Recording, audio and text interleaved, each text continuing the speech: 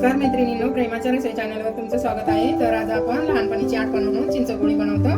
तर मी एक वाटी चिंच घेतली आणि एक वाटीपेक्षा थोडासा जास्त गुळ घ्यायचा, कारण चिंच आंबट असते ना म्हणून। आणि आपल्याला थोडीशी साखर लागल आणि थोडी जिरी पावडर, मिरी पावडर चिमूटभर आणि अर्धा चमचा लाल तिखट, थोडीशी विलायची पावडर आणि चवीपुरतं किंचित असं चिमूटभर मीठ टाकून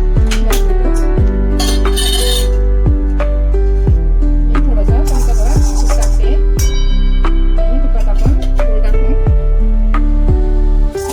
थोडं जास्त गुळ घ्यायचा चिंचेपेक्षा, कारण चिंच आंबट असते ना, लहान मुलं खातात, आंबट लागल्यासारखं खात नाही।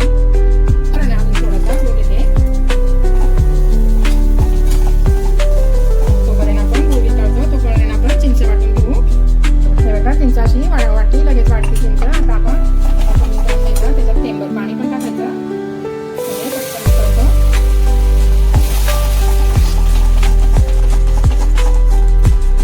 गुळ चांगला वितळला आहे, आता आपण त्याच्यात चिंच टाकू। चिंच चांगली परतून घ्यायची। आता चिंच चांगली बारीक वाटून घेतली, आता आपण चांगली परतून घेऊ। त्यामध्ये आपण जिरी, मिरी पावडर आणि थोडंसं लाल तिखट आणि थोडंसं मीठ चिमूटभर असं त्याच्यात टाकायचं, म्हणजे चांगली चव पण लागते आणि चांगली परतून घ्यायची।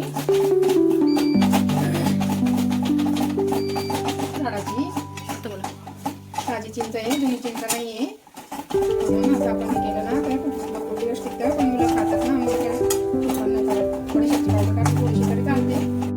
आपलं असं हात बघायचा, चिकट नसतं का, मग तुपाचा हात द्यायचा